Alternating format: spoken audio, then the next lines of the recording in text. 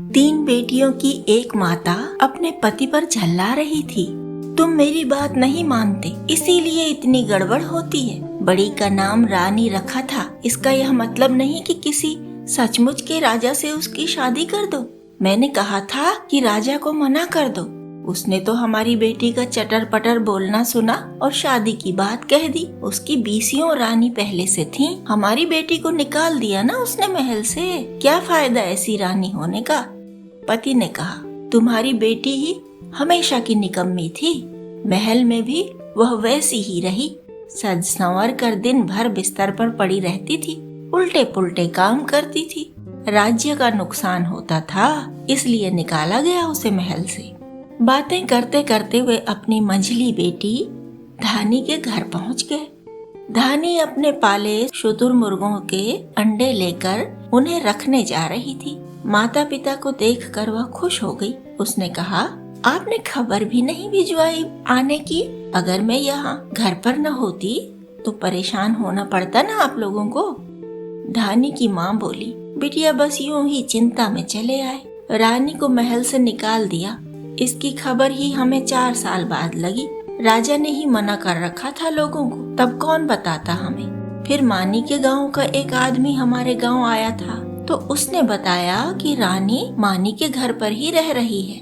हम थोड़े निश्चिंत हुए, पर अब सुना कि रानी बहुत कमजोर हो गई है, इसीलिए सोचा तुझे लेकर जाएं मानी के घर।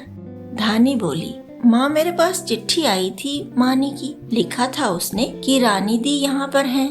दीदी कैसी आलसी रही, जानती ही तो हो। महल में भी अपने कर्तव्य नहीं देखे उसने। अब काम करना पड़ रहा है तो हो गई होगी कमजोर। इसमें सोचने वाली कोई बात नहीं। बहन के घर पर ही तो है, देख लेंगे वे उसके दुख सुख। धानी के पिता ने कहा, चली चलो धानी, तुम हमारी सबसे समझदार बिटिया हो, इसीलिए कह रहे हैं। तुम रहोगी तो हम परिस्थिति को अच्छी तरह संभाल सकेंगे।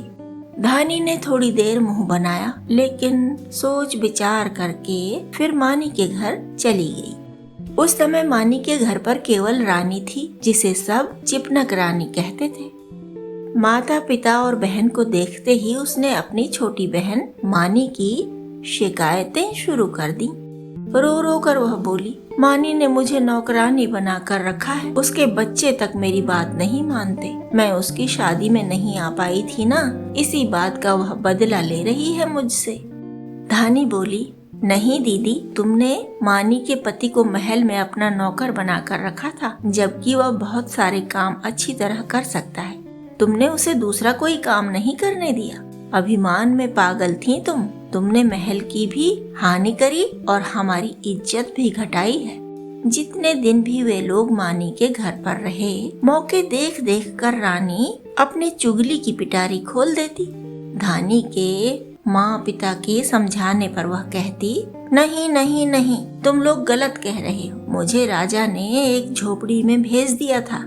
मानी ने अपने पति को भिजवा कर मुझे बुलवा लिया ताकि उसे मुफ्त की नौकरानी मिल जाए। मैं तो वापस झोपड़ी पर इसलिए नहीं गई कि मानी की बेइज्जती होगी, लोग उसकी हंसी उड़ाएंगे मेरे जाने से।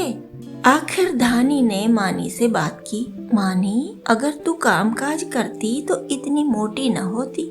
बड़ी बहन से इतना काम क्यों लेती है तू, जिससे वह अपने आप को तेरी नौकरानी समझने लगती है। मानी बोली, उसके मन का पाप ही उसे डरा रहा है। छोटी दीदी, मैंने उसके साथ शुरू में सख्ती करी ताकि वह घर के कामकाज सीखे, करे और अपनी औकात में रहे। जब मैंने नौकरी के लिए अपना पति भेजा था महल में, इसने झट से उसे अपना नौकर बना लिया था। राजा से बात तक नहीं करने दी थी। वह सब मैं भूली नहीं हूँ। महल से निकाल कर जिस झोपड़ी में राजा ने इसे भेजा था, उसमें ही रहती तो दिन भर में एक बार भी अपना पेट न भर पाती, न वह खेती कर पाती, न उसे कोई हुनर आता है। खाती कैसे? यहाँ 3 बार खाती है और हमारे बच्चों को तक भड़काती रहती है। षड्यंत्र में, कपट झूठ में ही दिमाग चलता है रानी दीदी का। आखिर धानी और उसके माता पिता लौटने लगे। पिता ने कहा, रानी बिटिया, तूने जो बोया है वही काट रही है। अब प्रपंच छोड़ दे बिटिया। बहन के घर में तो मर्यादा से रह ले कम से कम। और वे तीनों लोग रानी को मानी की नौकरानी बनी ही छोड़कर वापस चले गए।